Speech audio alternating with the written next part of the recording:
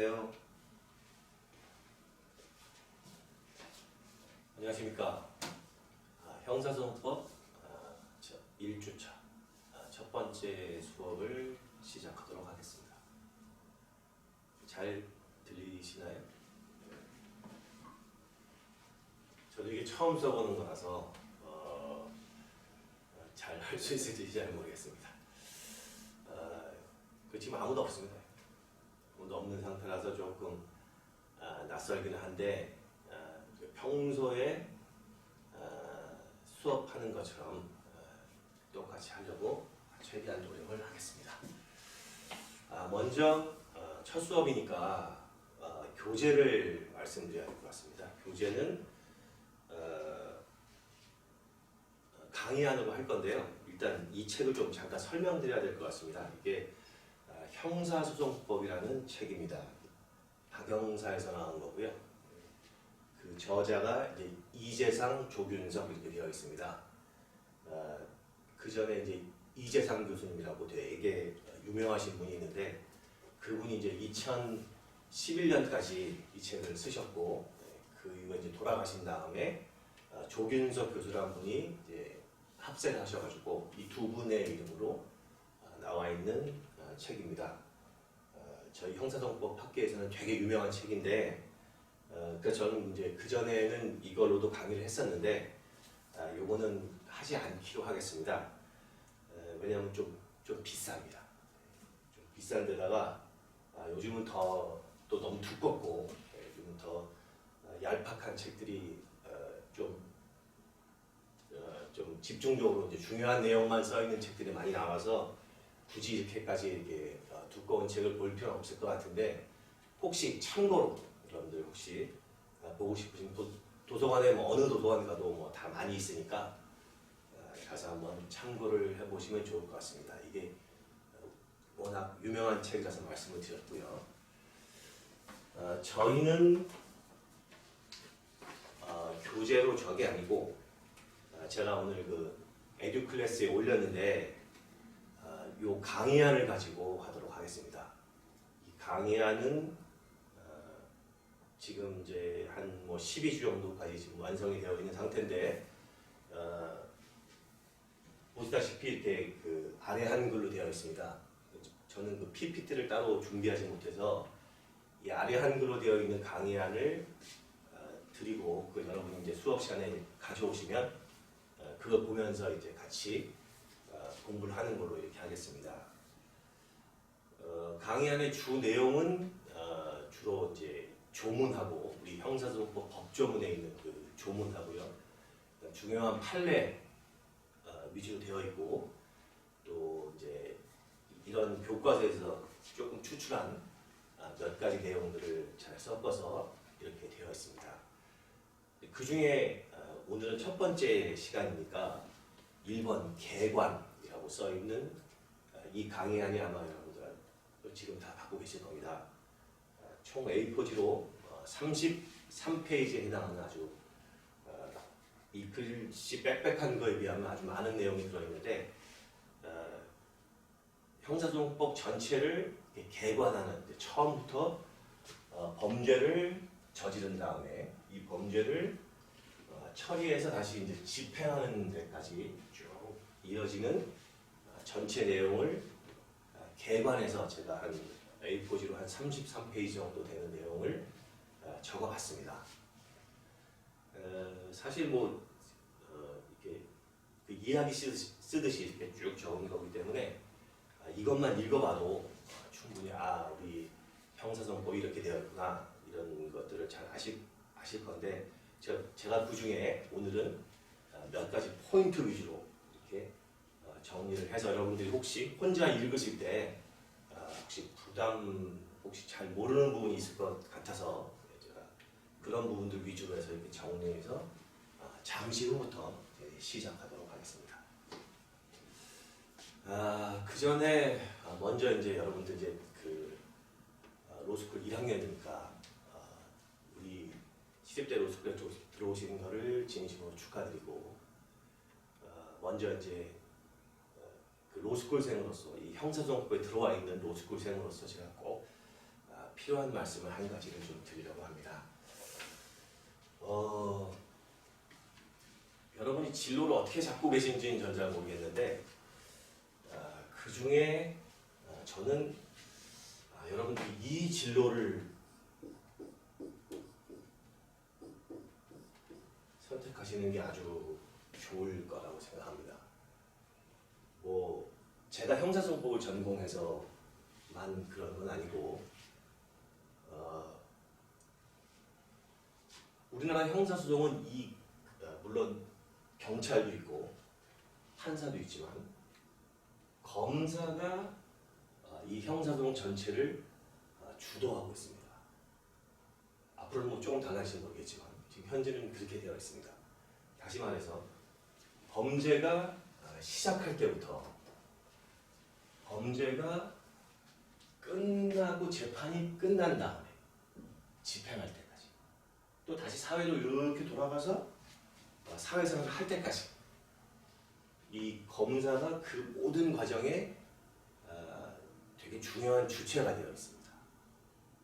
그래서 혹시라도 많은 법 중에 우리가 보통 7법이라고 하잖아요. 그 7법 중에 형사소송법에 관심 있는 분들 같으면 요 검사라는 직업을 한번 좀 노려보시면 좋을 것 같고, 다행히 우리 학교가 그전에는 뭐 1명, 2명씩 나오다가 최근에는 검사로 임명되는 숫자가 점점 많아져서 아주 만족스럽진 않지만 하여튼 한 뭐 3명, 5명 사이 이렇게 검사가 나오고 있기 때문에 여러분들 가운데 혹시 관심 있으시면 요 검사직을 노려보는 게 아주 좋을 것 같고, 또 정규직이잖아요. 다른 그 로클록은 비정규직이지만 정규직이니까 좋을 것 같고, 또 할 일이 많고 지금 우리가 알고 있는 검사보다 앞으로 더 중요한 일들을 많이 하게 될 것 같고, 하여튼 되게 좋은 직업인 것 같습니다. 제가 이 말씀을 왜 드리냐면 검사로 임용이 되려면 이제 로스쿨에서 준비를 하셔야 되는데, 이제 로스쿨에 알다시피 이제 1학년, 2학년, 3학년 이렇게 되어 있습니다. 근데 검사 시험을 이 3학년 끝에 가서 보는 게 아니고 검사 시험을 앞에서부터 이렇게 차근차근 봅니다. 예를 들면 기본적으로 1학년 요게 이제 1학기라고 보면 1학기, 2학기, 여러분 이제 6학기를 이제 지나가야 되는데, 그 중에 검사가 되기 위한 중요한 포인트가 몇 군데가 있습니다. 그게 언제냐면 2학년 1학기가 끝나고 2학기가 시작되기 전에 요 사이에 이제 검찰 일반이라고 해서 그게 이제 그 방학 중간에 이제 수습 기간을 거쳐야 됩니다. 그 법무연수원에 가서 이제 다 지원하고 또 수습 기간을 거치고 그 다음에 2학기에 수업을 듣습니다. 요게 이제 검찰 실무라는 수업을 듣습니다. 요게 이제 검찰을 처음으로 만나는 지점입니다. 여러분들 뭐 잘 아시겠지만 1학년 때 주로 이제 민법 공부를 쭉 하시다가 형법의 기본적인 것들을 쭉 하시다가 요때 검찰 실무 시험을 봅니다.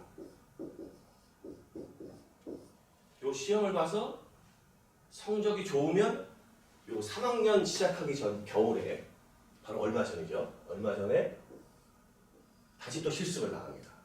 심화.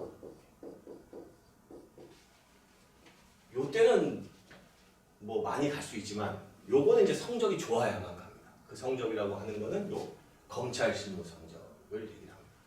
요 검찰 실무 성적이 A, 뭐 B도 가끔가다 있긴 하지만 B보다는 A가 훨씬 잘 것 같고, 요 검찰 실무에서 시험을 보는데 다행히 요 시험은 우리끼리 경쟁하는 게 아니고 다른 학교하고 경쟁을 합니다. 예를 들면 뭐 옆에 있는 뭐 외대, 뭐 경희대 이 똑같은 검찰 시험을 보기 때문에 요 시험에서 점수가 높으면 이제 요 심화를 가게 되는 거죠. 요 심화를 가게 되면 아무래도 검사 최종 선발이 3학년 2학기에 있거든요. 요때 최종 선발인데 요 최종 선발을 노리기 위해서는 요런 단계를 거쳐야 됩니다. 그러니까 나는 1학년 때 조용히 있다가 요때 가서 시험을 딱 봐야지. 뭐 이때 잘 봐야지. 그래서 붙어야지. 이럴 수도 있지만 요거는 뭐 거의 예가 없는, 거의 예를 찾기 힘든 그런 경우입니다. 여러분이 항상 준비를 하세요. 1학기 때부터 2학기, 2학년 1학기 일반 실습하셨다가 요 검찰 실무를 들으면서 요거를 이제 열심히 공부를 하시고 그런 다음에 요게 이제 그 심화를 가셔갖고 거기서도 또 좋은 성적을 내시고 그러면 좀 기다렸다가 이때 최종 선발될 수 있습니다. 이거하고 또 형사소송법 무슨 상관이 있느냐? 요 검찰 실무에 당연히 제일 중요한 과목이 형사소송법입니다. 검찰이 형사소송의 핵심적인 사람들이기 때문에 검찰 실무의 대부분의 내용이 다 형사소송법적인 내용입니다. 근데 이 형사소송법을 그럼 이때 수업에 들어가서 뭐 일반 실습에 들어가가지고는 뭐 특별히 많은 걸 하는 건 아니니까 요 실무 실습을 갔다가 검찰 실무 들어가서 열심히 하면 되지 않느냐 이렇게 생각하실 수가 있는데 그거는 그렇지 않습니다. 요거는 검찰 실무잖아요. 써있기를 실무 그래서 있기 때문에 요 검찰 실무 2학년 2학기에 들어오는 친구들은 이론적으로는 실무는 잘 모르지만 이론적으로는 준비가 되어 있을 거다 이렇게 생각합니다. 좀 공부를 해갖고 와야 됩니다. 공부를 안 해갖고 들어가면 물론 쫓아갈 수는 있겠죠. 형사소송법이라는 게 뭐 엄청 어려운 게 아니기 때문에 얼마든지 여러분 뭐 민법보다 훨씬 쉬운 과목이니까 쫓아갈 수는 있습니다.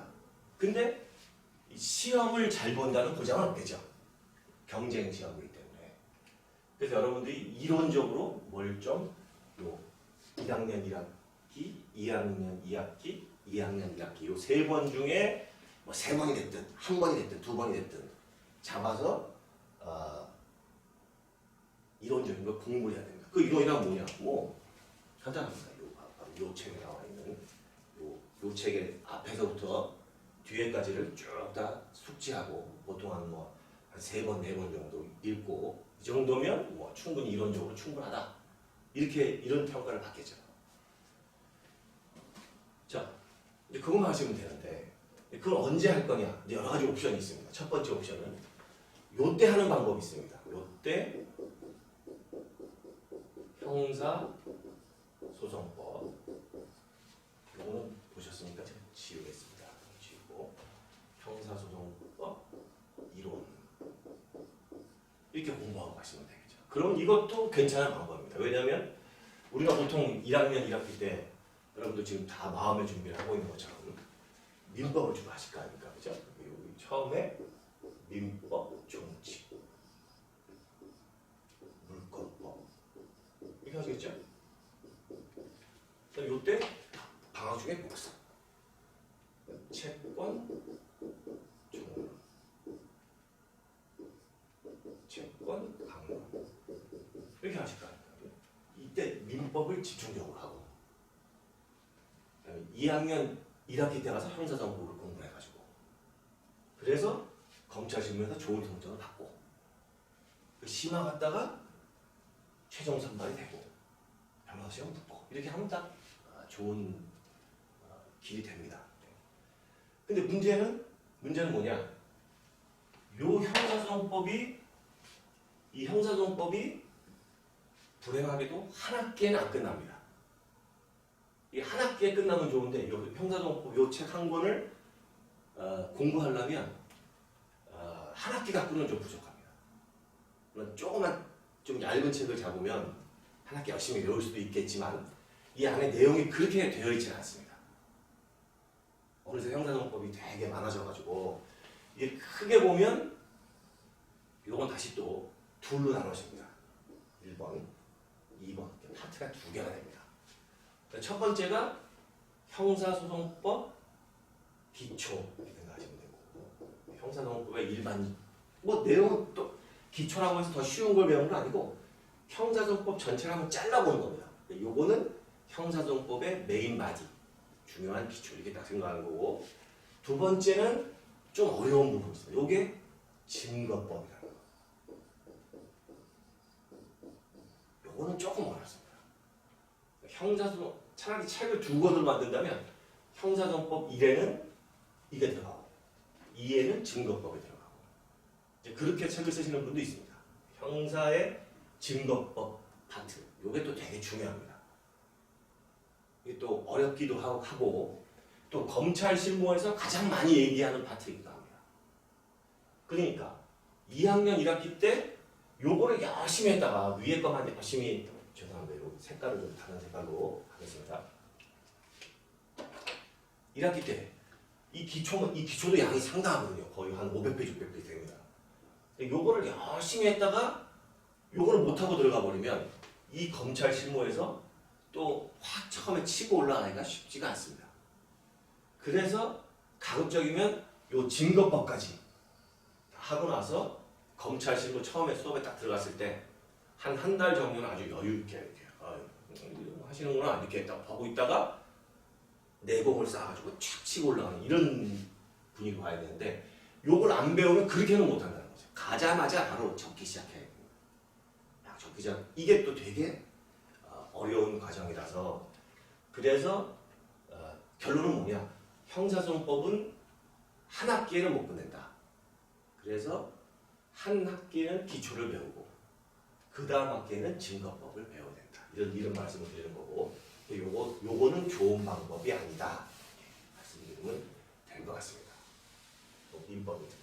민법이니까 남의 방법도 지우고 그럼 언제 하면 좋으냐? 요 2학기 때는 증거법을 하시면 됩니다. 증거법 이렇게 요 증거법만 갖고 가시면 됩니다. 그 다음에 검찰실무 하시면 되는 거죠. 그럼 형사법 언제 하느냐? 그건 1학년 때 하면 되겠죠. 1학기가 됐든 2학기가 됐든 요때 형사소송법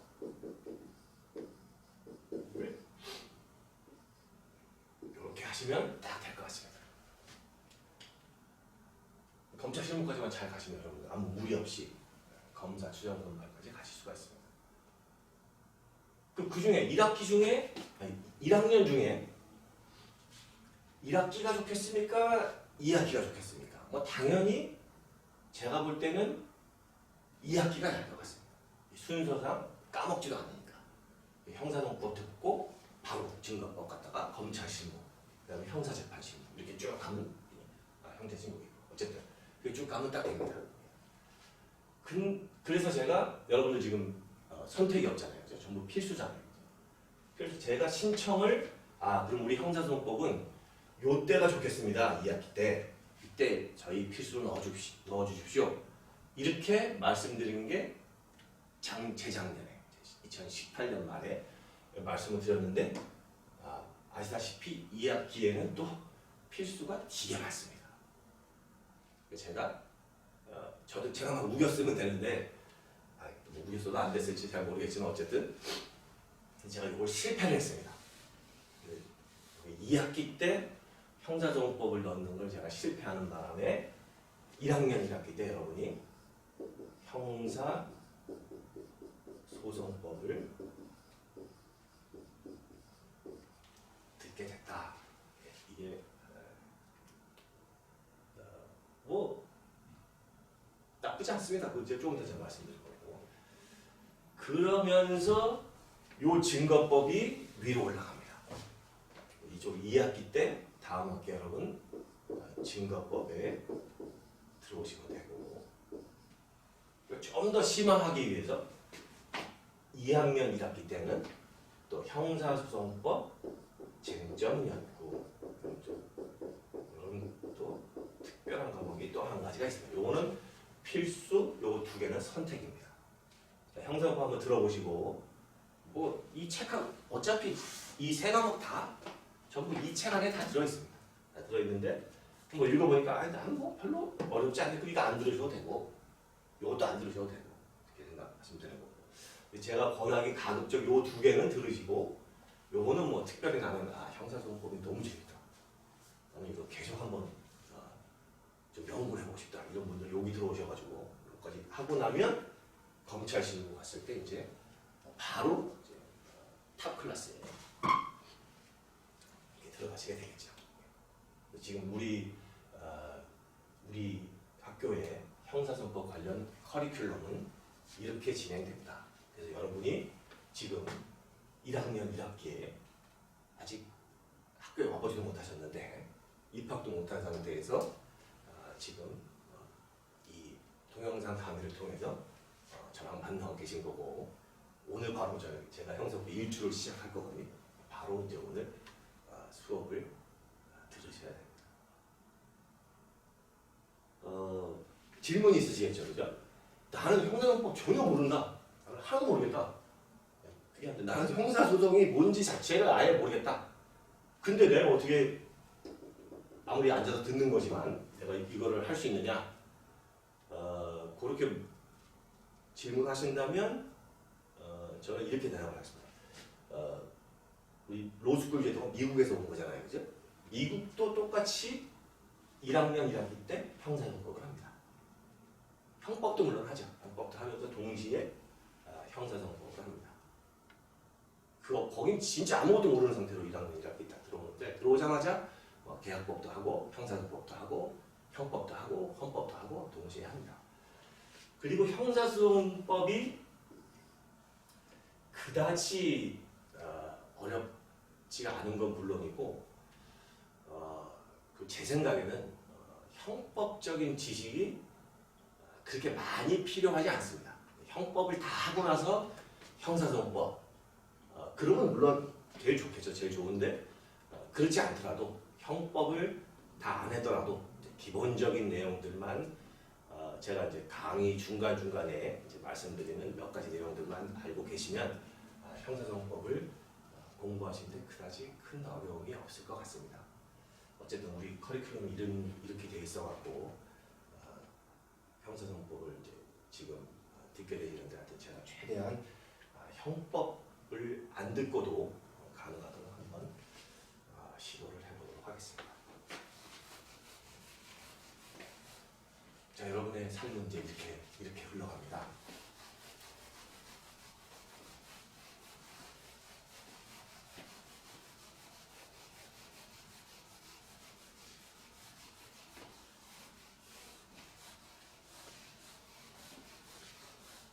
자, 그러면 이제 형사소송법의 첫 번째를 시작하도록 하겠습니다.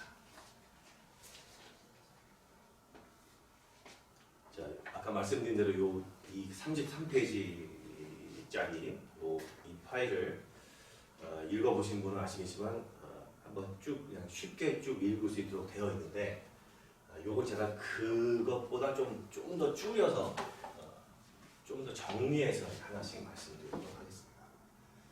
첫 번째는 범죄입니다. 범죄.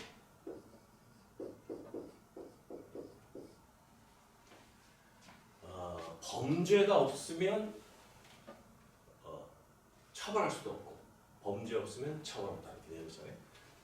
범죄가 없으면 형사소송은 뭐 할 필요가 없겠죠. 범죄가 없으니까 뭐 민사소송을 하든가 아니면 뭐 행정소송을 하든가 이렇게 하면 되는 거죠. 형사소송의 핵심은 범죄입니다. 범죄 때문에 형사소송을 하는 거고. 그래서 우리가 이 개념을 제일 먼저 알아야 되는데 범죄에 뭐 여러 가지 개념이 있겠죠. 첫 번째로 범죄는 뭐다? 이거 다 이제 형법에서 배우시는 거지만 그 중에 조금만 말씀을 드리면 범죄는 뭐다? 뭐 죽을 짓이다. 나쁜 짓이다. 범죄는 범죄다. 범죄는 살인이다. 뭐 여러 가지 말을 할 수 있겠죠. 어쨌든 범죄는 나쁜 행위다.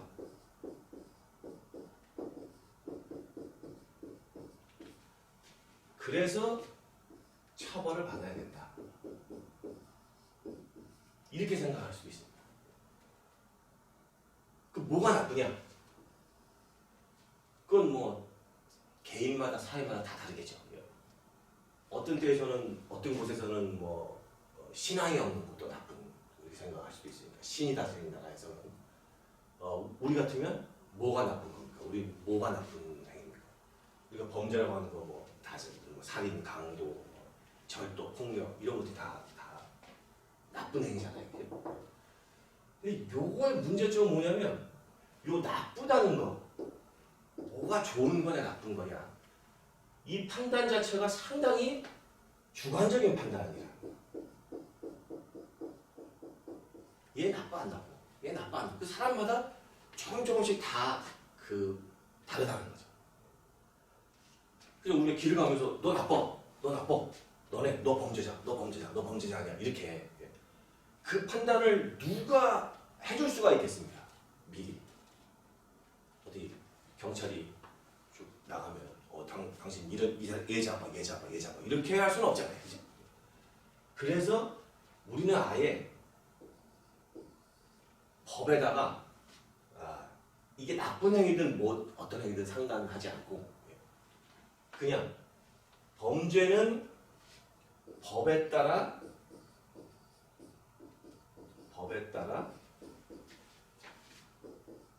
처벌하는 행위. 뭐 쉽게 말하면 법에다 정하는 것. 이렇게 범죄를 정의하고 갈 수도 있습니다.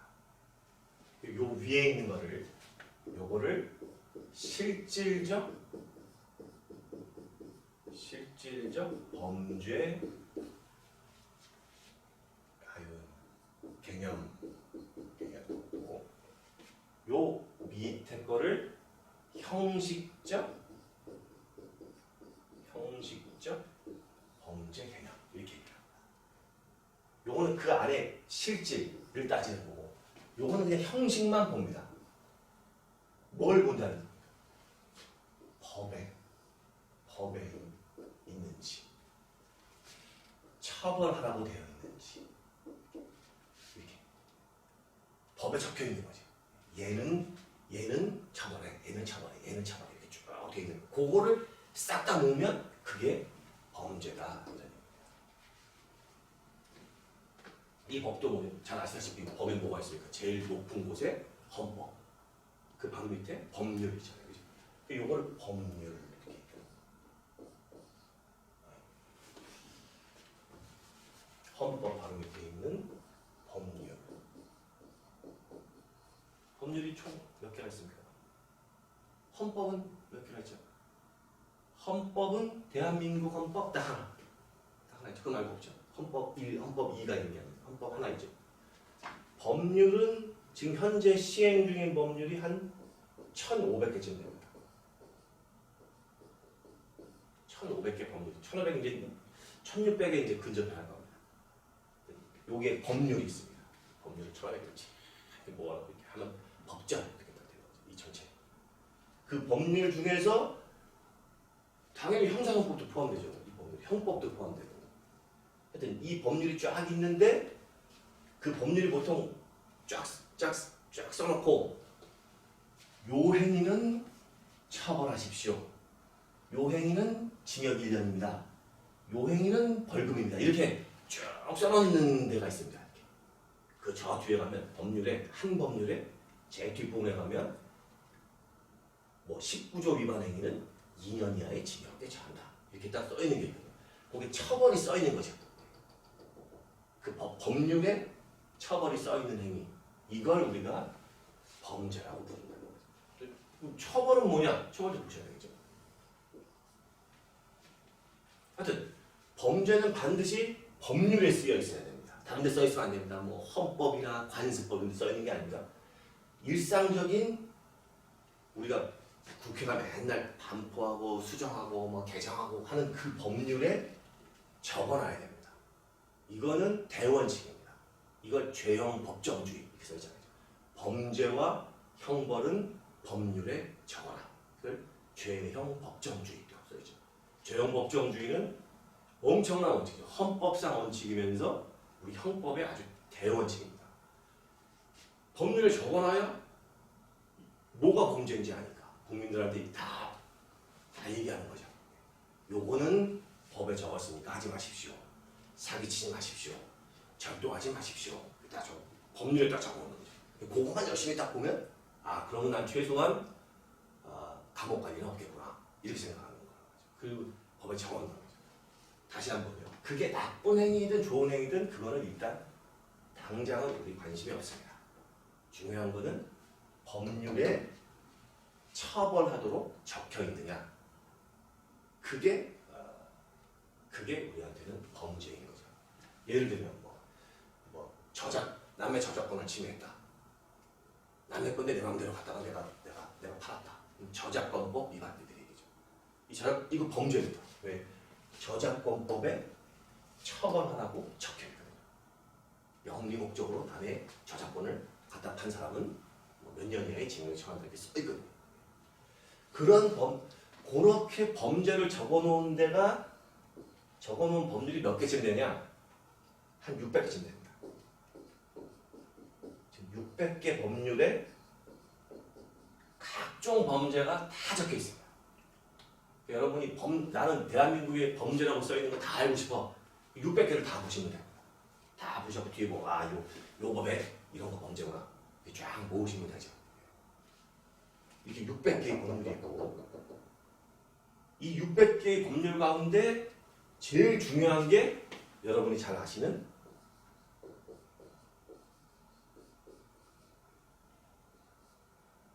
형법입니다. 형법은 딴 거 없이 오로지 범죄만 적어놓고 있습니다.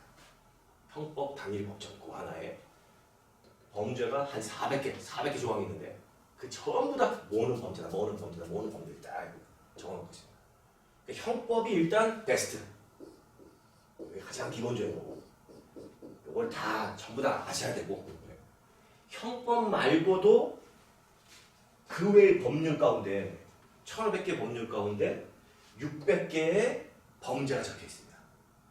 요거를 형법, 요걸 비형법 이렇게 하면 딱 되겠죠. 그죠? 형법과 비형법에 적혀 있는 걸 다 모으면 범죄다 이렇게 하시면 되겠죠. 그죠? 근데 요걸 그렇게 안 부르고 요건 뭐라고 그러냐? 요걸 특별형법 이렇게 부릅니다. 형법의 특수한 형태인 거죠. 원래 범죄는 다 이 안에 들어가 있는 게 맞습니다. 전부 다 이 안에 들어가 있어야 되는 거예요. 그런데 여기에 넣으려고 그랬는데 시간을 놓친 거죠. 얘가 문을 닫은 겁니다.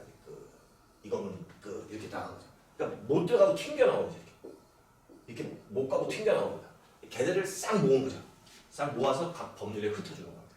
그럼 이건 여기다 들어가, 이건 여기 들어가, 이건 저작권법 위반은 저작권법에,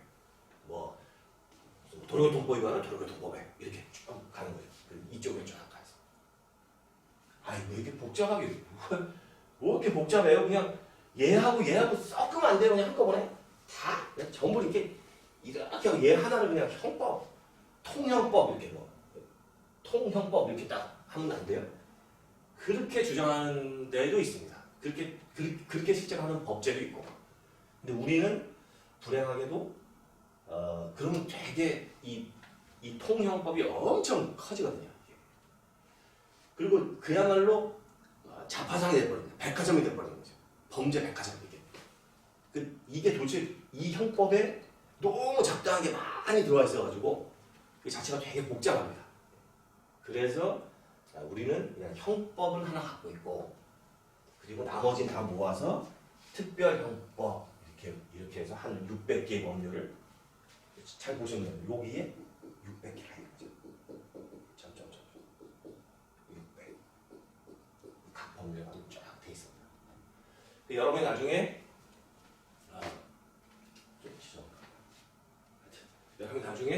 이제 수업을 하시면 형법을 따로 배우셔야 되고 형법 1, 2 이렇게 배우시고 그 다음에 이제 3학기째 가서 특별형법 따로 이렇게 하시면 돼요.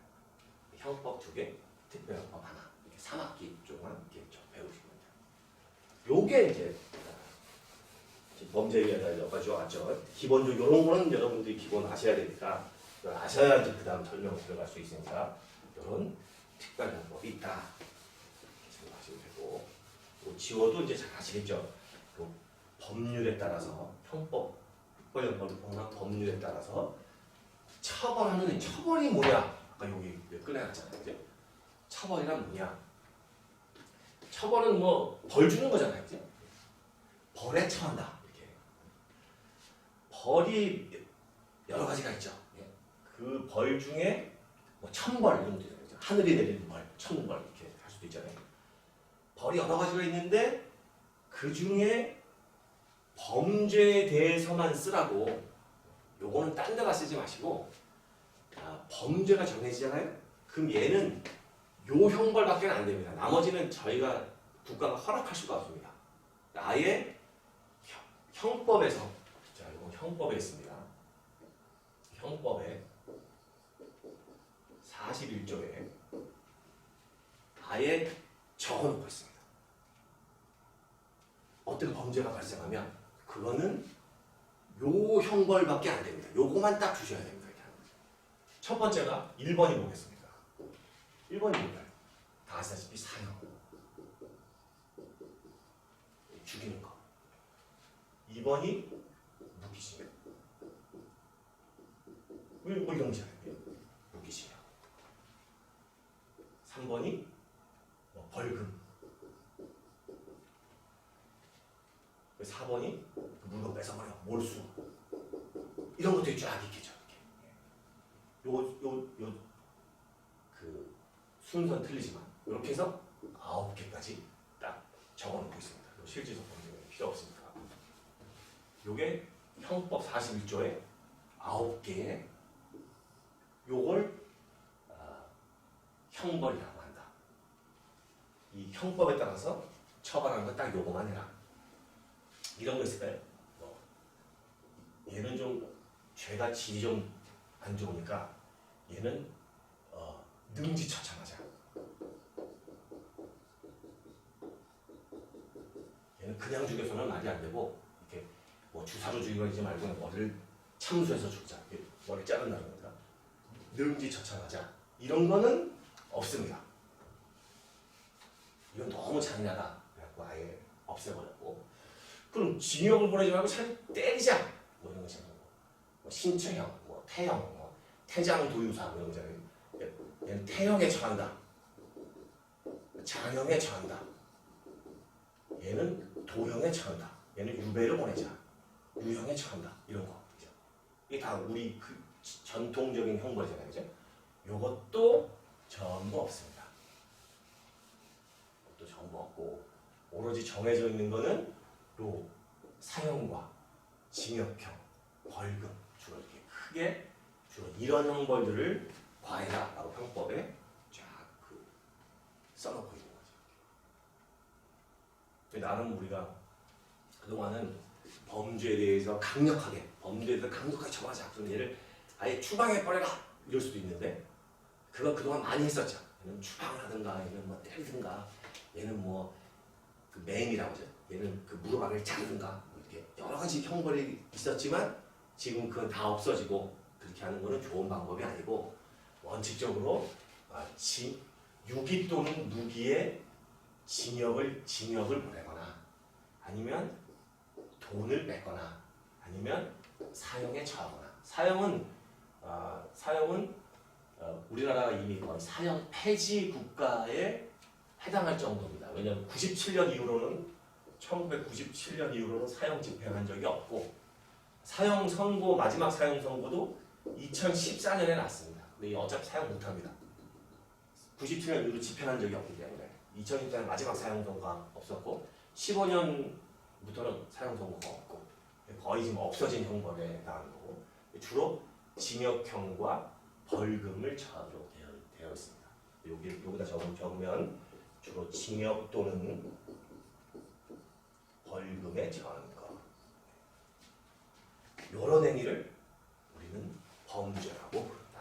이렇게 생각하시면 됩니다. 법률에 따라서 다시 한번 형법 또는 특별형법에 따라서 징역 또는 이 따라서는 거기에 의거하면 그 법률에 보면 얘는 징역 또는 벌금형을 선고하도록 되어 있는 행위. 이 징역 벌금 말고 뭐 다른 게 써 있는 경우도 있습니다. 예를 들어 무슨 뭐 과태료, 얘한테는 과태료를 부과하세요. 얘한테는 과징금을 부과하세요. 뭐 이럴 수도 있고, 얘는 이행 강제금을 거두세요. 이럴 수도 있고, 이런 여러 가지면 이거는 다 아니라는 거죠. 이거는 다 형법 41조 없기 때문에 얘 과태료에 처한 행위는 나쁜 행위 맞죠? 그럼 범죄는 아니다 생각하십니다. 과징금에 처한 행위 나쁜 행위는 맞습니다. 그러나 범죄는 아니다. 우리 개념에 의하면 요것들은 전부 다 아니고 법률을 다 찾아보시면 거기에 몇 년 이하의 징역, 뭐 몇 년 이상의 징역 또는 벌금에 처한다. 이렇게 써 있는 게 있으면 그걸 따라가면 그게 딱 범죄다. 이렇게 생각하세요. 이렇게 다 연결되어 있는 거죠. 이게 징역형에 처하는 거는 범죄, 범죄는 징역형에 처하고 이렇게 그런 범죄를 다루는 학문이 바로 우리 형사소송법학이다.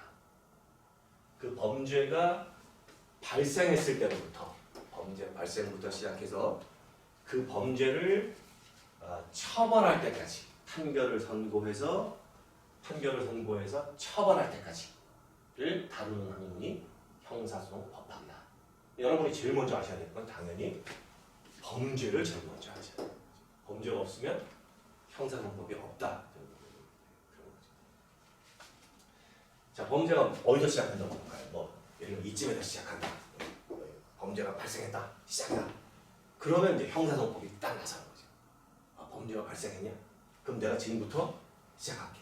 수사를 해서 뭐 체포 구속을 하고 뭐 증거 수집을 하고 압수수색을 하고 자 공소 제기를 해요. 법원에 가서 법원에 재판을 받고 그 다음에 재판에 불복 있으면 뭐 더 높은 데로 이의제기를 해보고 최종적으로 판결 선고를 받고 판결 선고 받으면 감옥에 갈 사람은 감옥에 가고 징역이니까 벌금을 내게 할 사람은 벌금을 내고 다 끝내고 자 너는 이제 거의 다 됐어. 그럼 너는 이 범죄를 저질러서 처벌을 받았어. 그럼 너는 전과가 생기고 그런 거죠. 범죄 전력이 전과니까 생기고 자 너는 이제 다시 사회로 돌아가. 그럼 이제 돌아가죠. 그럼 다시 이렇게 쭉 와가지고 일상생활을 싹 사는 거죠. 이렇게. 살다가 다시 또 범죄 저지르면 요것도 다시 또 시작. 다시 요게 저지른 순간 다시 또 형사소송법이 딱 나서갖고 착착착착 이렇게 진행돼요.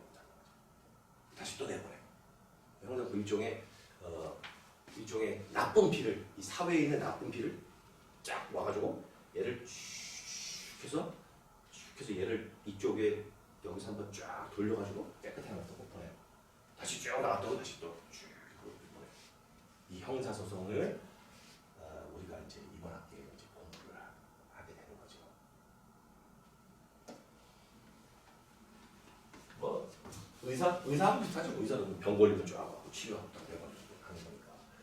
그래서 뭐 자부심을 가져도 되는데 사회를 깨끗하게 하는 것 중에 하나니까 어떤 그 프랑스 사회학자가 어느 사회나 10%의 범죄는 있다 이렇게 얘기를 하고 있으니까 범죄가 없는 사회는 오면 좋겠지만 있을 가능성이 별로 없죠. 범죄가 없으면 사실은 문명도 없는 거다 이렇게 얘기하는 사람도 있으니까 범죄는 어느 사회나 있기 마련이고 그 누군가는 그 범죄를 잡아내서 해결해서 잘 복귀하도록 이렇게 돕는 것. 그 일을 하는 사람들이 우리 형사소송법을 하는 사람들이고 그 중에 이제 가장 중요한 역할을 하는 사람들이 검사가 이제 그렇게 생각해 주시면 물론 경찰도 그 말해 뭐합니까? 경찰이 훨씬 더 사람도 많고 훨씬 더 중요하죠. 우리 법전에 의하면 이제 검사를 이 모든 것의 책임자라고 두고 있기 때문에 제가 그래서 검사가 형사는 핵심이다 이렇게 말씀드리는 거고 여러분들도 잘 하셔가지고 검사가 돼서 사회에 기여를 하시면 좋겠다. 자, 첫 번째 개념은 그 범죄를 잘 아셔야 되고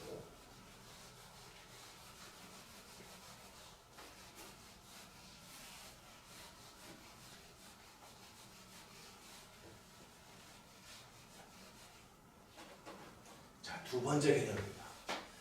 범죄는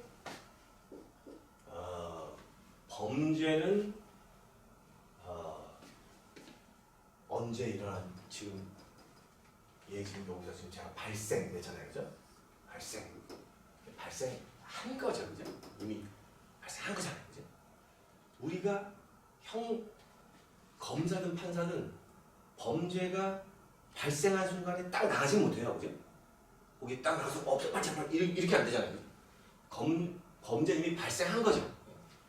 그러니까 범죄는 과거의 일입니다. 지금 일이 아닌 거죠. 그렇죠? 재판을 할 때 한 달 전거, 두 달 전거, 1년 전거 이런 걸 갖고 재판을 하니까 이건 과거의 일이잖아요, 그죠? 그러니까 형사소송의 아주 어려운 딜레마 중에 하나가 우리는 과거의 일을 따진다는 거죠. 과거에 당신이 범죄를 저질렀느냐, 이게 우리한테 제일 중요하니까 그 저질렀으면 거기에 합당한 처벌을 받아라.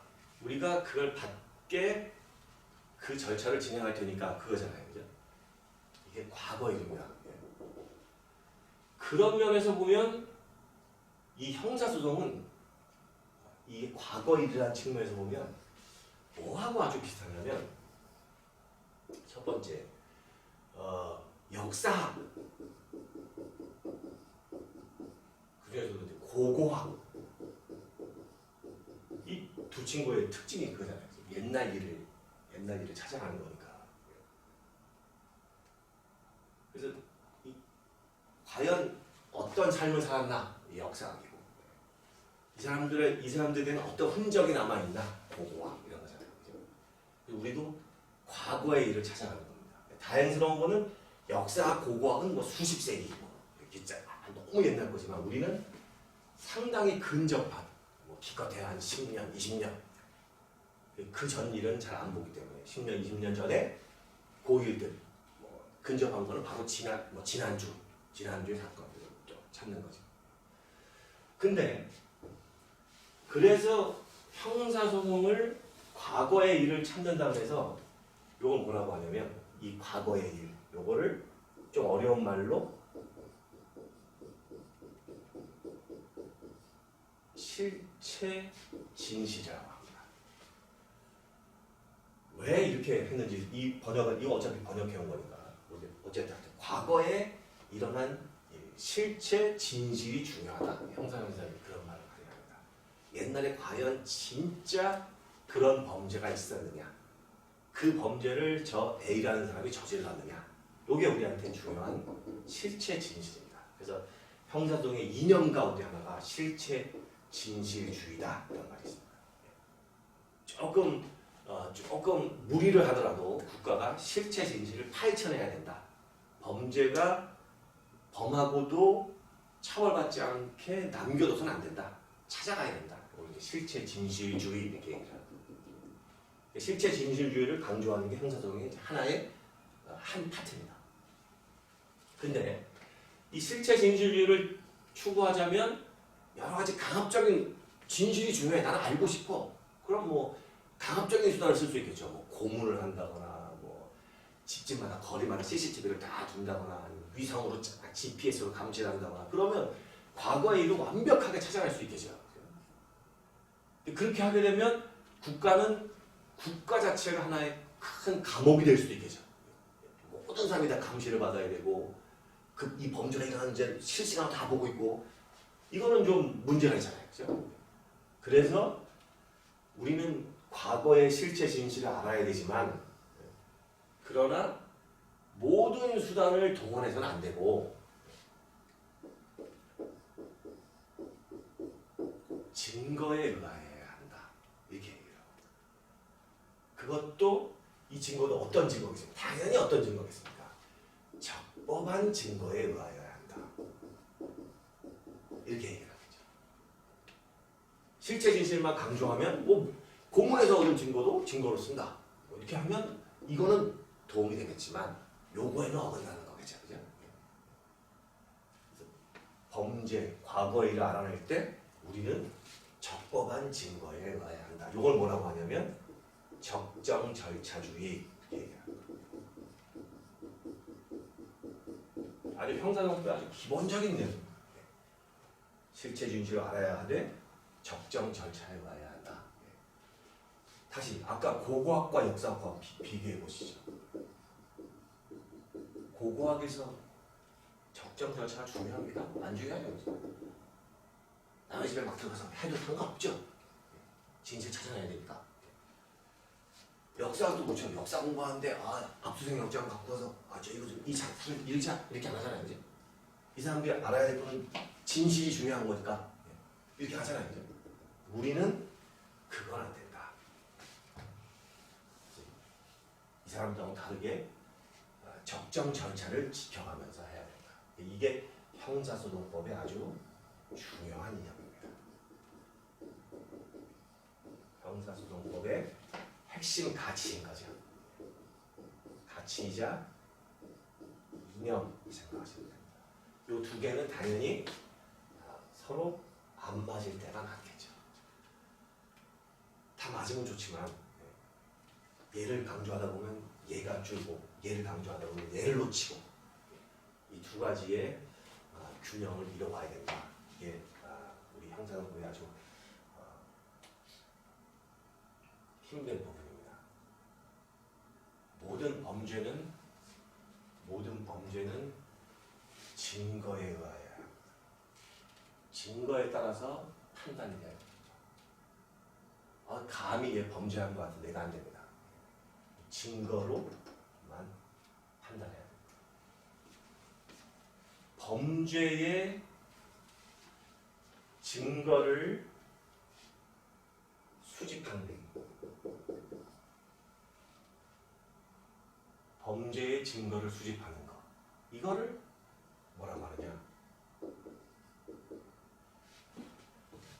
증거를 수집하는 거를 수사 이렇게 수사가 바로 공소 제기와 공소 유지에 필요한 범죄의 증거를 수집하는 이게 수사입니다. 그 증거는 적법한 증거예요.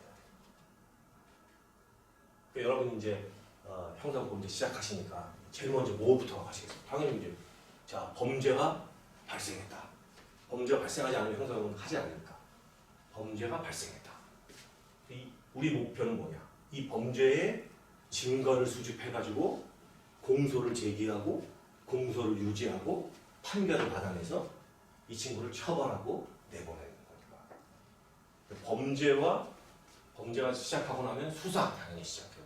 수사를 쫙 해서 기소를 하고 재판을 받고 판결 선고가 된 다음에 집행해서 내보내는 항상 생각해야 될 것은 적법해야 된다. 적정 절차를 지켜야 된다. 이게 형사소송의 기본적인 개념.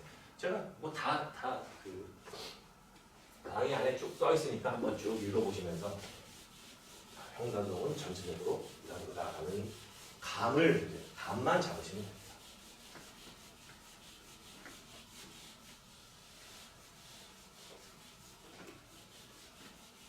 자, 그러면 이제 제가 예고한 대로 처음부터 시작하도록 하겠습니다.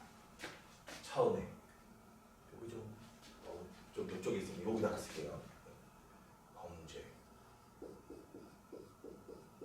범죄가 지금 처음에 이제 시작되는 거잖아요. 그죠?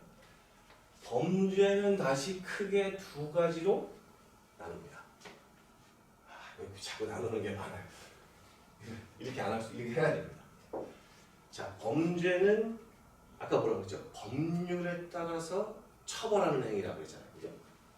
근데 그 법률에 제가 뭐라고 말씀드렸죠? 법률은 뭐 천몇백 개가 있다 이렇게 말씀드렸잖아요. 그죠? 그 중에 크게 뭐 어떻게 나눈다? 형법과 특별형법 나온다 이렇게 말씀드렸죠. 그래서 첫 번째는 형법에 따라서 원래 법률 이렇게 이런 표시를 하거든요. 이렇게 형법에 따라서 범죄가 되는 행위가 있고 범죄. 이걸 형법 범죄 이렇게 얘기합니다. 형법은 뭔데? 모든 형법은 오로지 다 범죄만 써 있습니다. 뭐 사기, 여러분 아신 대부분 다 여기 형법에 있습니다. 뭐 사기, 공갈, 횡령, 배임, 뭐 절도, 폭행, 명예훼손 전부 다 형법에 들어가 있습니다. 이 형법 한 400 정도 되고 여기에 있는 게 형법범. 자, 사건이 발생했는데 사기 사건이 발생했다. 자, 삐보. 자, 사기가 발생했네요. 요거 형법범죄가 발생하고 사기 한 건 발견. 근데 사기가 아니고 저작권법 위반이네? 저작권법 위반. 남의 시험 문제 막 베껴갖고 막 써먹었네? 저작권법 위반. 요거는 형법에 없습니다. 형법에 저작권법 위반 범죄가 없거든요. 어디냐? 요거는 저작권법에 있죠, 따로. 저작권법에 보면 영리 목적으로 남의 저작권을 침해한 자는 뭐 5년 이하의 징역에 처한다. 이렇게 또 돼 있으니까 저작권법이 가 있는 거죠. 또 뭐 이런 거죠. 음주운전. 음주했다. 이 형법에 있으면 여기 형법이 없거든요. 여기. 없고 음주운전은 도로교통법이라는 게 있습니다. 도로교통을 어떻게 하면 잘할 거냐 이렇게 하는 고법에 음주하면 안 된다 돼 있고 음주하면 처벌해라 이렇게 돼 있거든요. 그러니까 도로교통법 이런 게 있단 말이죠. 여기에 장관치 600개의 법률이 쫙 있는 거죠. 이걸 다 섞어서 우리는 뭐라고 하냐? 특별법 범죄. 아까 특별형법이라고 했죠. 특별형법의 형자를 빼고 특별법 범죄. 이렇게 부릅니다. 범죄는 크게 보면 두 가지다. 하나는 형법 범죄, 하나는 특별법 범죄다. 여기에 훨씬 더 숫자가 많다. 형법 여러분 1학년 2학기에 배우면 형법은 한 것만 보면 되지만 이거는 아니야. 법률 하나만 보면 되지만 얘는 법률을 엄청 많이 봐야 된다. 쫙 이잖아요. 요게 특별법 범죄가 됩니다. 근데 자 여기서 죄자를 뺍니다. 형법범, 특별법범 이렇게 부릅니다. 이 범하면 그냥 죄인지 아는 거죠. 형법범, 특별법. 우리나라의 가장 대표적인 범죄라는 거죠. 형법범의 1번. 대한민국에 제일 많은 범죄가 뭡니까?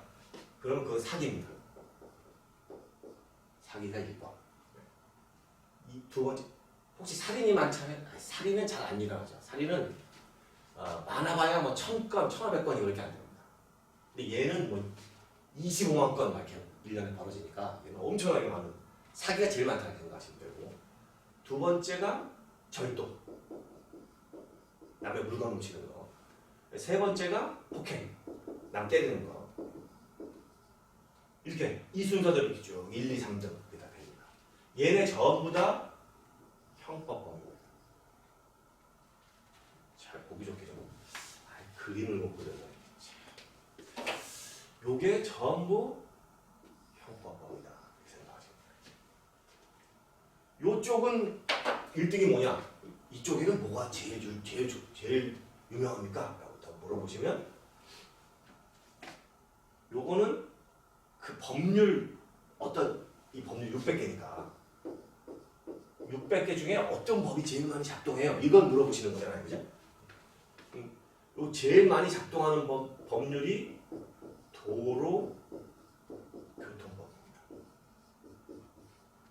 도로교통법을 위반하는 거 이렇게 우리 얘기합니다. 얘는 그냥 사기 이렇게 얘기하는데 얘는 도로교통법 위반 이렇게 됩니다.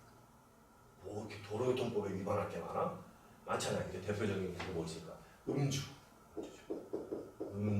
무면허 뭐 이런 거지. 면허 없이 간다거나 뭐 이런 것들. 이게 도로교통법 위반입니다.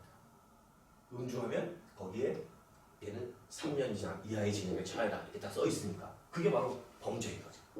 근데 형법에 안 써 있고 특별법에 써 있으니까 특별법법 이렇게 부르고 1등이 요게 1등입니다. 2등이 좀 어렵습니다.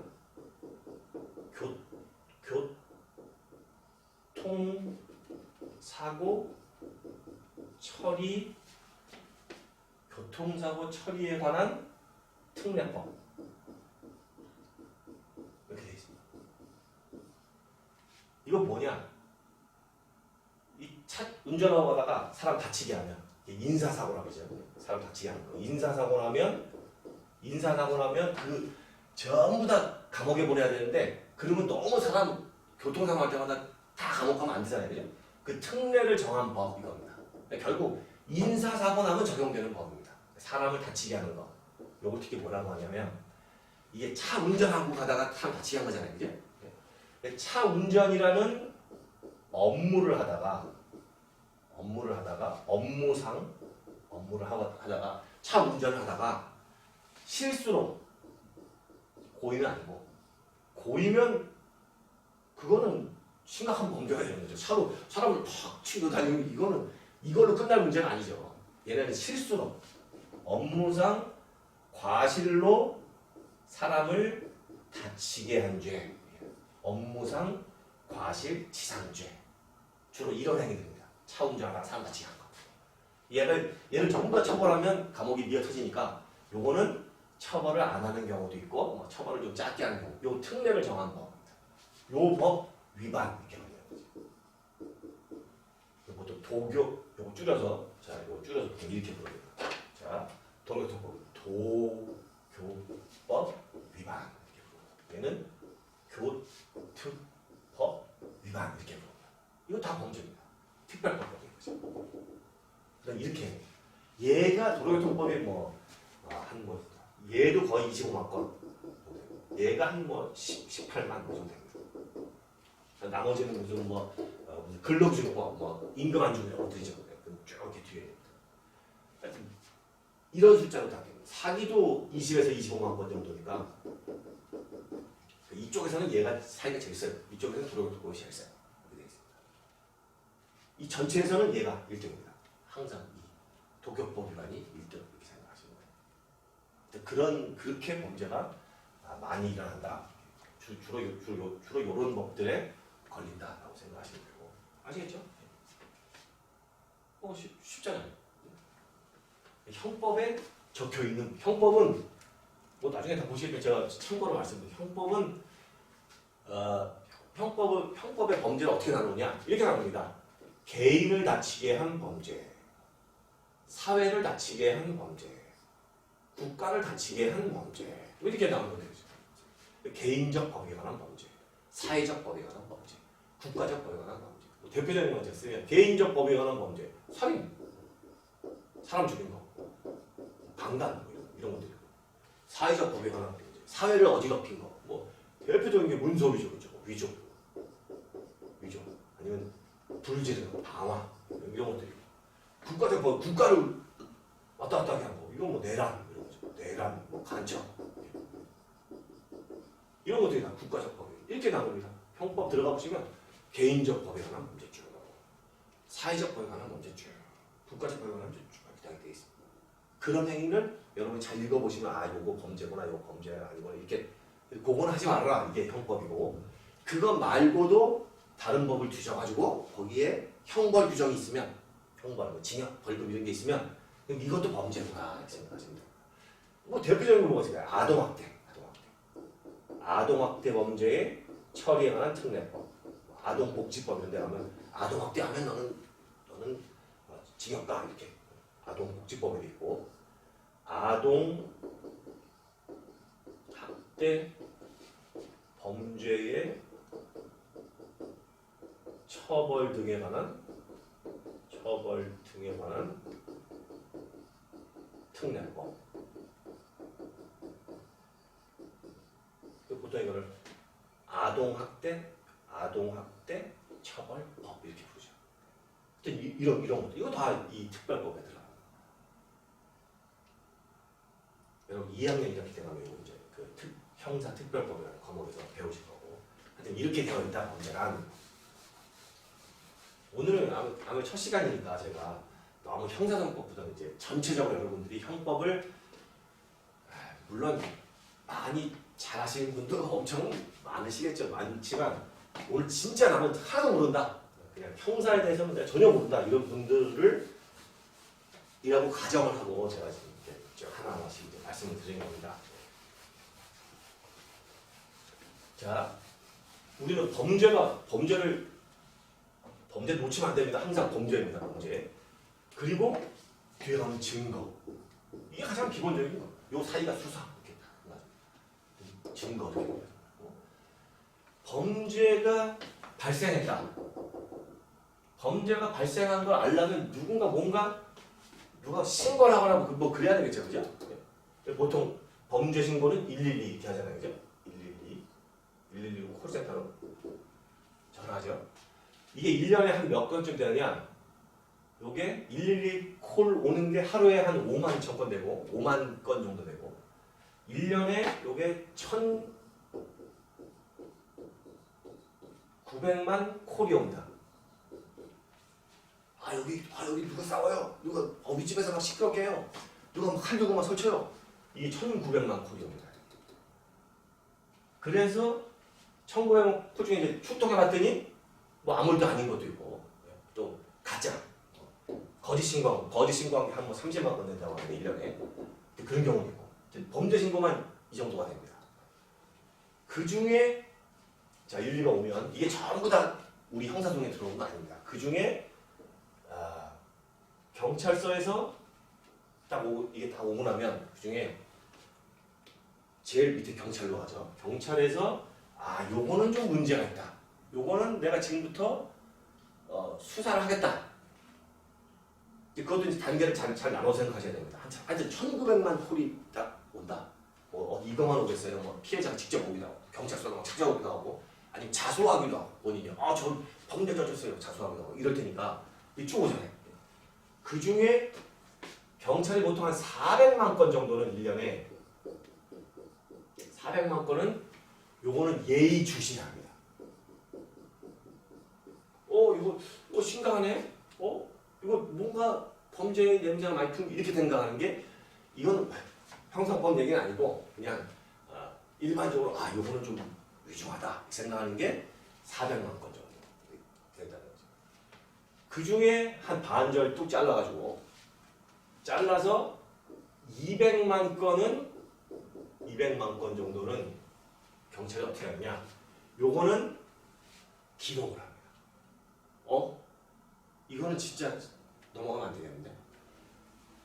요 안에 이제 훈방, 그냥 가세요, 집에 가세요. 이렇게 하는 것도 있고 다 빼고 나머지 한 200만 건은 이거는 그냥 못 넘어가겠는데 이렇게 하는 거죠. 요걸 뭐라고 하냐? 이거는 정식 건수로 제가 등록할게요. 이런 뜻이에요. 이거는 한 건 나왔습니다. 드디어. 요게 입건. 1년에 입건되는 건수가 200만 건입니다. 아시죠? 뭐 피해자 신고, 자수, 변사체 발견 뭐 여러 가지 와가지고 경찰이 제일 먼저 다 출동하죠. 물론 검사가 출동할 수 있습니다. 사람 죽으면 검사가 출동하라고 되어 있습니다. 심지어. 그런 것도 있지만 검사가 출동하는 경우는 별로 없고 검사란 약간 뒤에 있는 사람이기 때문에 보통 경찰이 쫙 나가서 그 중에 400만 건을 끌어가서 나머지는 그냥 없던 걸로 하고 여기 등록하는 게 200만 건 정도 됩니다. 얘를 건수로 친다는 거, 입건 이렇게 얘기합니다. 요즘 미국에서 이건 이제 부킹이라고 하잖아요. 이건 기록에 적는다라고. 우리가 비슷합니다. 왜냐면 우리는 번호를 따거든요. 자 2029 형제 몇 호 이렇게 따거든요. 이게 형사소송의 시작인 거죠. 200만 건 따고 지금부터 얘는 우리 경찰이 수사를 시작해. 이렇게. 요게 입건이라고 합니다. 200만 건이죠. 사이좋게 형법이 100만, 형법 위반이, 특별법 위반이 100만 이렇게 되어 있습니다. 신기하죠? 신기하게 요게 둘이 아주 비슷합니다. 사기 위반하고 교특법 위반이라고 하고 요거는 2018년 범죄백서 인터넷에서 다 보실 수 있습니다. 범죄백서라고 누가 발간하냐면 요게 법무연수원이라고 법무연수원 진천에 있는 법무연수원이 1년에 한 번씩 발간하는 범죄백서에 보면 발생 특별법범 100만 형법범 100만 이렇게 써 1년에 200만 건이 공식적으로 발행됩니다. 이 법문서는 아까 제가 서두에 말씀드린 여러분이 실무 수습하시는 곳입니다. 2학년 1학기 때, 1학기 끝나고 방학 때, 또 2학기 끝나고 3학년 1학기 전에 가셔갖고 여기 원래 그 검사들 신임 검사 교육하고 뭐 그런 데거든요. 여기로 가셔야 되는데 거기서 이 범죄 백서를 냅니다. 이 백서가 뭔지 아시겠어요? 범죄를 투명하게 공개하는 대한민국 이 정도 범죄가 있습니다. 공개하는 그 책. 그 책에 보면 여기 100만 건, 100만 건 이렇게 나오는 대로 되어 있습니다. 얘는 뭘 근거하느냐? 얘는 경찰의 통계를 근거로 합니다. 검사가 이 통계 내고 있을 시간이 없어가지고 검사한테 일선에 다 시킵니다. 거기에 보면 범죄 통계를 냅니다. 사건이 나면 일선 지구대에서 서류에 적는 거죠. 범죄 통계 원부라는 게 있습니다. 이 서류가 있습니다. 요 하나 서류에 막 집어넣는 게 사람 누구, 뭐 성별, 뭐 나이, 뭐 직업, 뭐 주소 쫙 적는 거. 이 범죄 통계 원부를 보고 이 범죄를 쫙 해보니까 이 정도 나오더라. 이렇게 되어 있습니다. 그래서 이게 정확하려면 이게 정확해야 됩니다. 범죄 통계 원부가. 근데 지금 현재로서는 좀 정확성에 의문이 있다. 나중에 여러분들 관심 있으시면 이런 글들이 많이 나와 있습니다. 이렇게 해서 현재 200만 건이 경찰에 입건이 됩니다. 한 번 입건되면 이거는 이 종이를 이 형제 몇 호라고 쓴 이거 모르겠어요. 형제 1999, 형제 2000, 형제 2002호 이렇게 쫙 써서 있잖아요, 그죠? 그 중에 이건 빼주고 싶어 내가. 이거는 좀 빼주고 싶어. 그러려면 얘 빼버리면 티가 나겠죠, 그죠? 위아래로 한 수가 없으니까. 예? 요걸 빼면 요게 이제 범죄가 되는 겁니다. 이런 짓을 하면 요게 이제 위계에 의한 뭐 공무집행 방해죄 이런 거. 요 빼서 찢는 순간에 탁 드러나죠. 이거 어디 갔어? 이렇게 되겠죠. 이건 정식으로 끝내야 됩니다. 하는 거 갖다 종이를 싹 빼버리면 안 된다는 거죠. 되게 중요한 행위인 거죠. 입건은 지금부터 이 범죄를 끝까지 간다. 최종 처분까지 간다. 어디까지? 형사소송 끝까지 간다. 이렇게 생각하는 거고. 요게 전부 어디로 가느냐?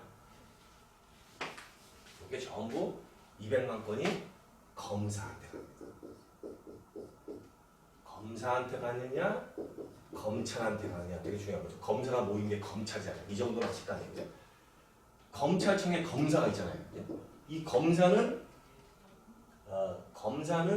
기관으로 움직이는 게 아니라 나 혼자 움직입니다. 그러니까 내가 결정을 하는 거죠. 이 검찰청이 서울지방검찰청이 하는 게 아니고 내가 결정을 합니다. 근데 이거를 독립관청 이렇게 부르는데 하여튼 이 검사의 결정으로 갑니다. 이렇게 시작한 범죄는 검사가 종결하게 되어 있습니다. 검사가 사건을 끝내게 되어 있습니다. 경찰이 못 끝낸다는 거죠. 그래서 왜 도대체 검사가 종결하느냐? 우리 경찰도 종결할 수 있게 해달라. 이게 이제 수사권 조정입니다. 내가 수사를 다 했으면 내가 끝내게 해달라. 이게 이제 검경 간의 수사권 조정을 하는 얘기인 거고.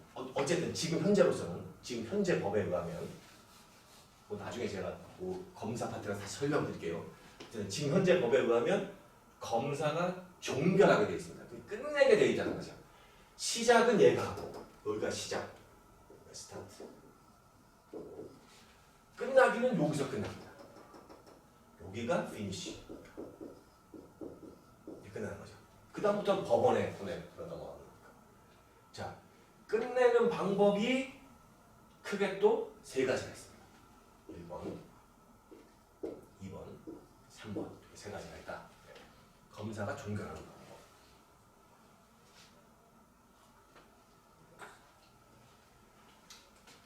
첫 번째, 자, 검사가 사건을 200만 건을 딱 봤더니 그 중에 한 120만 건 정도는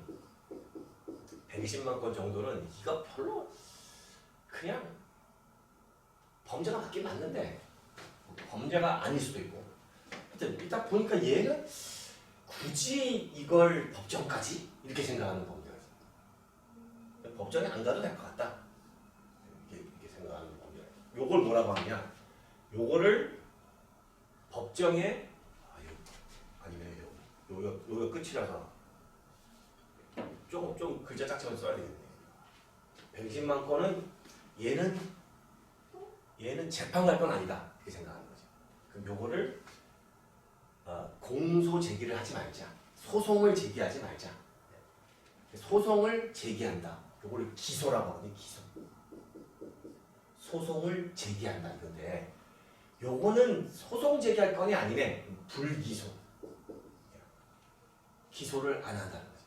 공소 제기를 안 한다. 그럼 어떻게 하냐? 불기소 끝 집에 가. 자 끝. 너는 불기소. 기소를 할 수 있지만 좀 봐줄까? 이렇게 해요. 기소 유예. 할 수 있지만 안 하는 거. 기소를 못 하겠는 거. 불기소. 기소를 할 수 있지만 안 하는 거. 기소 유예. 요걸로 120만 건이 없어집니다. 아시겠죠? 그럼 이제 80만 건 넘죠. 200만 건에서 120만 건 빼니까 80만 건 중에 일을 좀 낼게요. 좀 밑으로. 나머지 60만 건. 요거는 60만 건은 얘는 기소를 안 하거나 불기소하거나 기소를 유예할 건 아니야. 기소할 거야.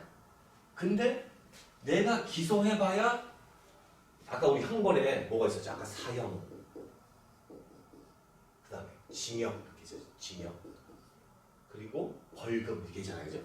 크게 형벌인 게 크게 세 가지인데 얘는 없어졌고 얘가 제일 많고 얘는 해봐야 벌금이야.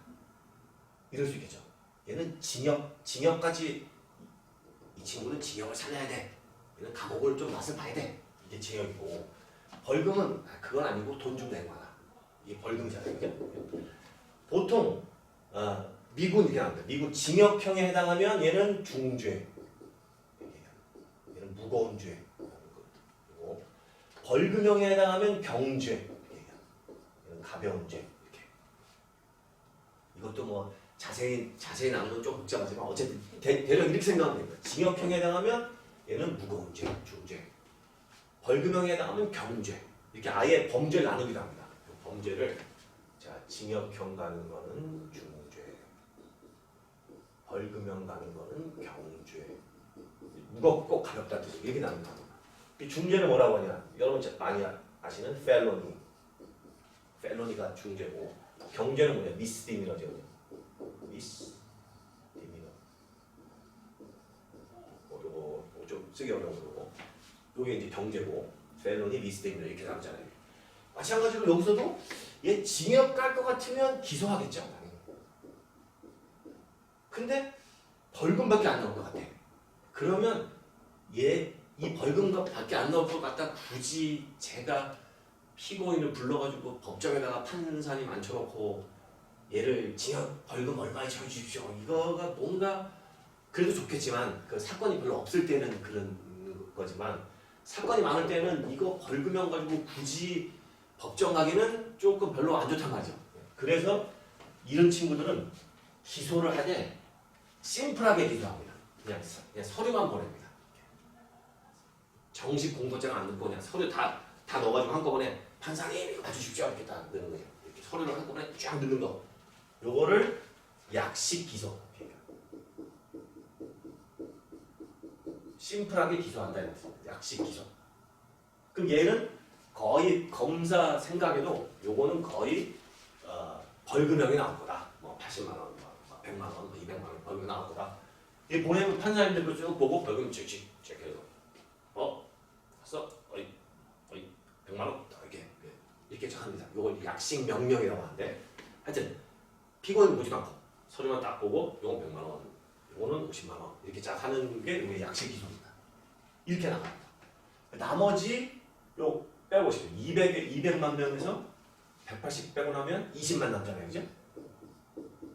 요 20만 명이 법원으로 갑니다. 기소가 된다는 거죠. 총 1,900만 콜이 왔는데 1심 법원 우리 같으면 우리가 지금 동대문이잖아요. 이제 동대문 전농동이니까 여기 북부지방법원 관할이거든요.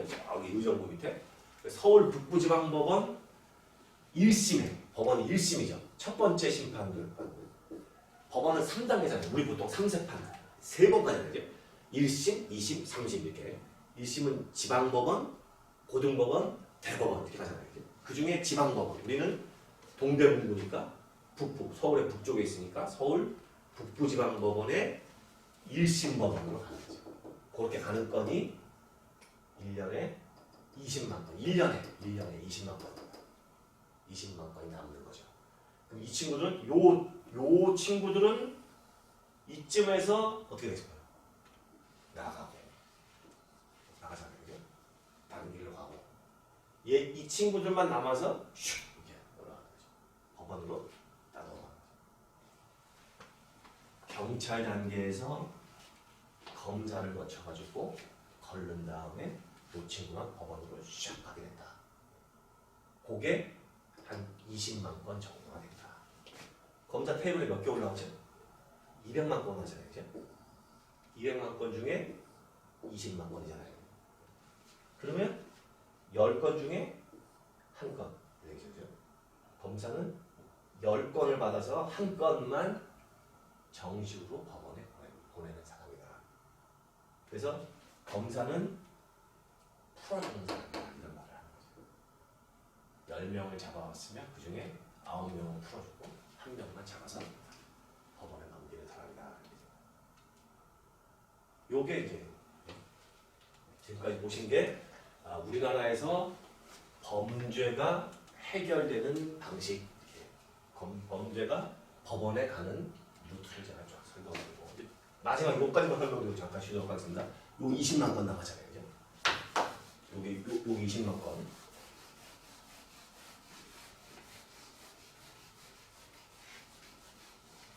자, 이거 뭐 다 아시는 얘기일 수도 있어요. 뭐 이미 다 형법 다 공부하신 분은 근데 전혀 모르시는 분을 가정해서 제가 말씀드린 거니까 그렇게 생각해 주시면 되겠습니다. 자, 여기 검사를 중간에 통과했죠. 통과해서 20만 건이 제1심 법원에 올라갔다. 제1심 법원, 서울 북부지방법원에 올라갔다. 이렇게 생각하시면 되고, 그 다음에 이제 여기서부터 10만 건이 여기 이제 이렇게 법원에 넘기는 거 갖다가 기소라고 한다. 요거는 공소의 제기다. 기소라고 한다. 그러면 요 다음부터 이제 법원이 받아가지고 이쪽은 이제 법원입니다. 받아서 재판을 하게 되겠죠. 재판을 해야 되느냐? 해야죠. 검사가 정식으로 기소한 거기 때문에 그리고 이제 공판 기일을 열어가지고 공판 날짜를 잡아가지고 법정에 피고인 불러가지고 피고인은 나와야 돼. 당연히 나와야죠. 피고인은 당연히 나와. 형사소송법은 피고인이 당연히 나와야 된다. 이거 원칙으로 한다 이렇게 생각하시면 돼요. 나와서 재판을 하는데 재판을 해서 자 범죄니까 결론은 뭐가 나옵니까? 결론은 형벌 나오죠. 형벌. 자 그래서 보통 어떻게 나오냐? 자, 처음에 사형 무기 징역 벌금 이게 좀 9개가 있다는 거 아니에요? 그죠?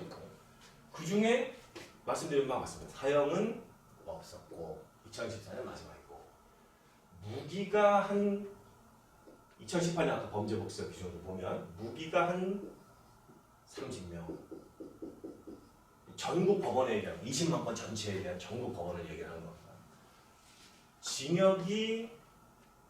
징역 가는 숫자가 대략 한 6만 명.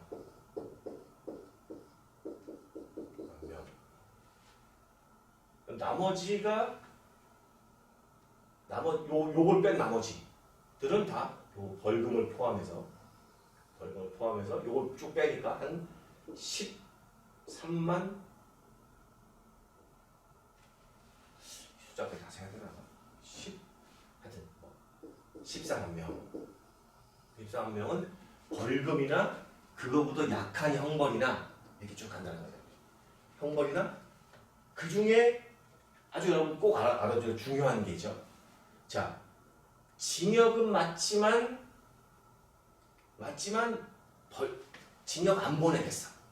이게 뭐 집행유예죠, 그죠? 집행유예 되게 중요한 거죠. 징역형이지만 집행을 유예하겠어.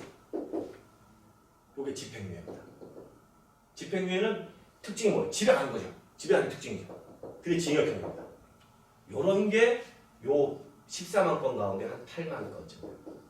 이게 중요해요. 이건 거의 왜 제가 이거 강조하냐면 여기가 집행유예입니다. 이 친구는 징역 갈 뻔했죠. 여기서 여기로 가면 징역인데 그 밑으로 떨어진 거죠. 그래서 집행을 유예받는다.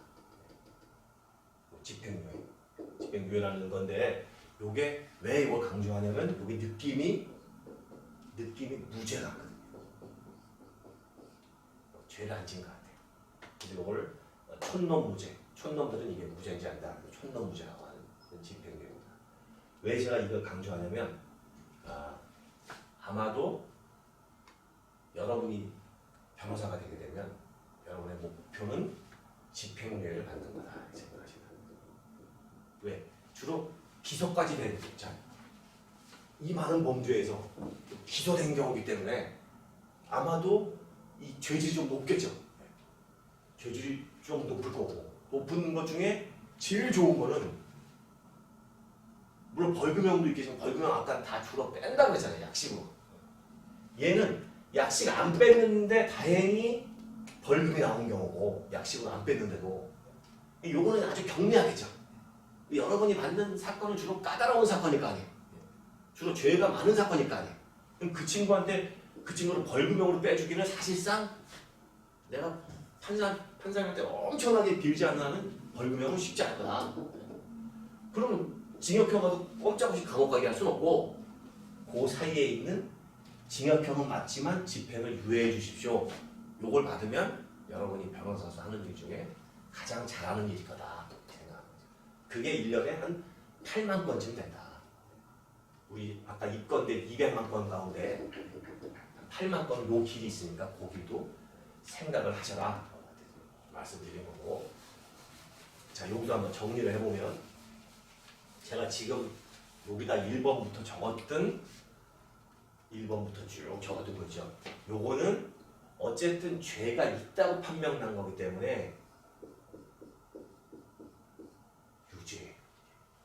유죄 뭐라고 하겠습니까? 유죄 판결 생각하시면 되고 이 유죄 판결에 아까 말씀드린 것처럼 사형부터 쭉쭉 있다. 여기에 집행을 유예하는 것도 포함된다. 전부 다 유죄 판결이라고 하고 유죄가 아닌 거는 뭐겠습니까? 요거는 무죄 판결 생각하시면 됩니다. 전부 다 형사법에 나오는 겁니다. 요거는 형사법에 앞으로 이제 여기 아무 글자 없으면 원래는 이렇게 적어야 되는데 형소 이렇게 적어야 되는데 아무 글자 없으면 우리가 형소법을 배우고 있는 거니까 요거는 형소의 325조 유죄 판결은 형소의 323조 이렇게 보시면 돼요. 여기 유죄 판결, 무죄 판결입니다. 기소가 되면 크게 무죄가 나오거나 유죄가 나올 거다. 근데 기소가 딱 되는 순간에 초반에 요거는 유무죄가 나오려면 어떻게 돼요? 재판이 진행이 돼야 돼요. 이렇게 진행돼서 결국 최종적으로 판사님이 당신은 유죄야, 뭐 징역형이야, 당신은 징역 2년이야, 단 3년간 집행을 유예해. 이게 집행유예 판결의 선고문이거든요. 그렇게 할 거 아닙니까?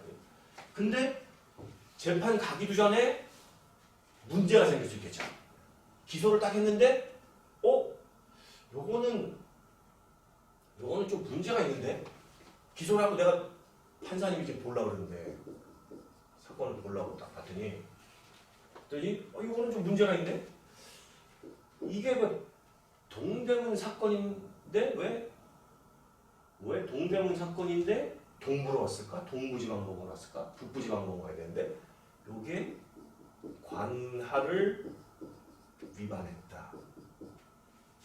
관할 위반의 판결이라고 부릅니다. 관할을 맞춰야 되는 거죠. 기소를 하면 우리 관내 사건이라야 내가 판사가 봐주죠. 우리 관내 사건, 남의 관내 사건을 내가 봐줄 수는 없죠. 우리나라는 전국이 이렇게 이 전국이 다 나눠져 있습니다. 전부 다 나눠져 있습니다. 여러분 사건 어디나 여기서 하면 부산으로 가야 돼요. 여기서 하면 목포로 가야 돼요. 여기서 하면 광주로 가야 돼요. 여기는 춘천 이렇게 다 가요. 자기 동네가 다 이렇게 나눠져 있거든요. 근데 그거를 맞춰야죠. 관할을 못 맞췄다. 그러면 관할 만든 대로 다시 가야 되겠죠. 이거는 유무죄 할 일이 아닌 거죠. 요거를 관할 위반 판결 이렇게 부르고 두 번째로 공소를 제기하긴 했는데 이 기소는 이 형식을 잘 맞춰야 되는데 형식이 잘 안 맞았다. 그러면 공소를 안 받을 수 있습니다. 공소기각. 공소를 안 받는다. 어렵지 않아요. 이거 자체가 어렵죠. 기각, 각자도 어렵고 기자도 어렵고 이거 한자로도 되게 어렵거든요. 근데 이거는 쉽게 생각, 오히려 영어가 더 쉬울 수 있어요. 영어는 공소를 드랍한다. 떨어뜨린다. 하는 거죠. 그 뜻입니다. 공소를 기각한다. 얘는 공소장을 내가 받아봤는데 요게 좀 문제가 있다. 그래서 요건 공소를 내가 받지 않겠다. 이게 공소 기각 판결이고.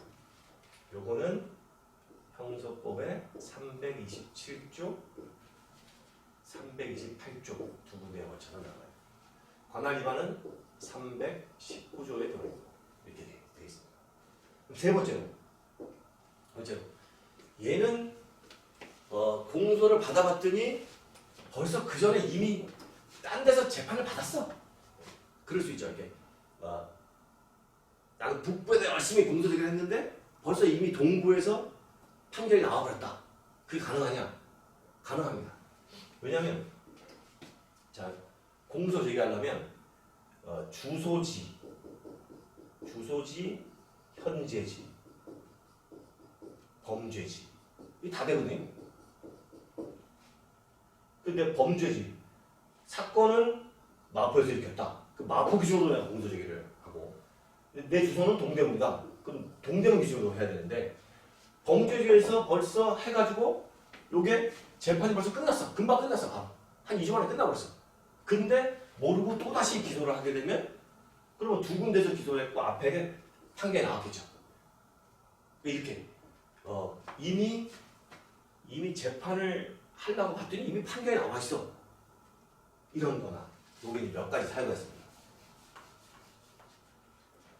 자, 첫 번째는 요것도 뭐 어차피 나중에 보셔야 되니까 재판을 하려고 봤더니 다른 데서 확정 판결이 있어. 확정 판결이 벌써 들어와 있어요. 확정 판결이 있는 경우. 그 다음에 사면을 받았어. 왜 그런 거 있잖아요. 대통령 선거하고 이러면 자 지금부터 우리 국회에서 대통령 선거를 맞아갖고 모든 음주운전자에 대해서는 사면을 하겠다. 이렇게. 사면 당신은 이제 재판을 받을 필요가 없다. 아직까지 안 잡혔으면 가만히만 있어라. 그러면 사면이라 이렇게. 사면이 있거나 아니면 시효가 완성되었거나. 시효가 뭡니까? 이 기소를 하려면 무작정 기소할 수 있는 게 아니고 시간이 정해져 있습니다. 이걸 공소시효라고 하죠. 공소를 제기할 때는 시효가 있어요. 근데 작은 범죄다. 그럼 5년 안에 공소 제기를 해야 된다. 아니면 큰 범죄 같으면 10년 안에 해야 된다. 20년 안에 해야 된다. 왜 그게 필요하냐? 20년 전 범죄를 지금 와가지고 재판하는 것 자체가 좀 너무 가혹하고 20년이 된 사건을 이제 와서 당신 20년 전에 무슨 사건이 있었지 이렇게 가혹하고 또 이미 증거가 없어졌을 가능성이 많고 그래서 시효를 다 정해놨죠. 요 정도 범죄는 시효가 몇 년, 요 정도 문제는 5년. 근데 시효가 끝났어. 5년 지났다는 거죠. 그럼 재판해봐야 이건 공소시효가 끝났기 때문에 처벌할 수가 없어요. 이 공소는 무효야. 이 공소제기 자체가 무효예요. 이런 경우가 있을 수 있겠죠. 시효가 완성되거나 이 법이잖아요. 그죠? 이것도 법률이고 얘도 법률이잖아요.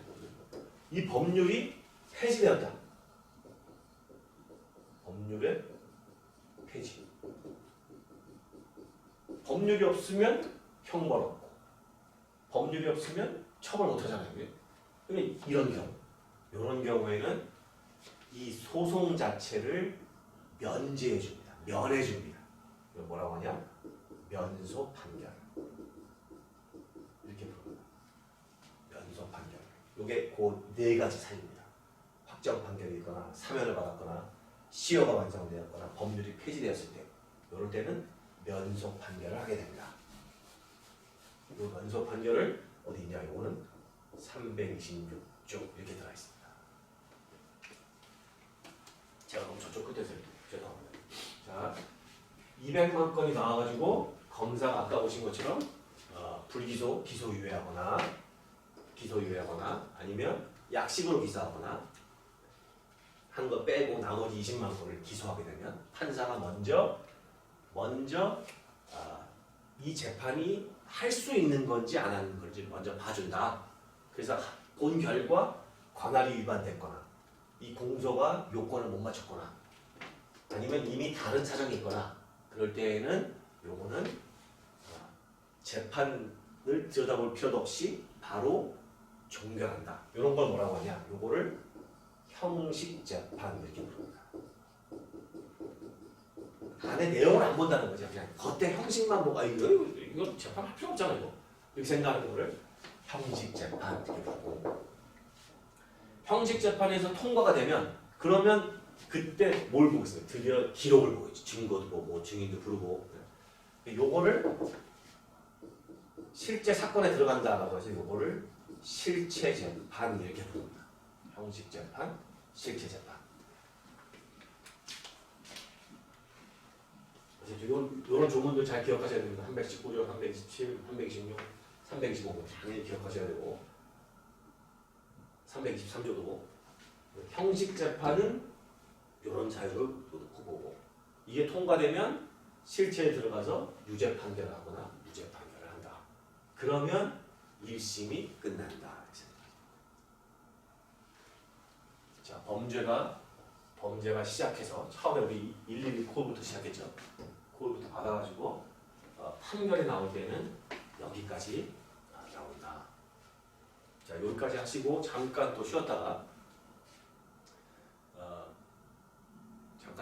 이제 그 다음번에 상소 부분을 잠깐 보고 오도록 하겠습니다.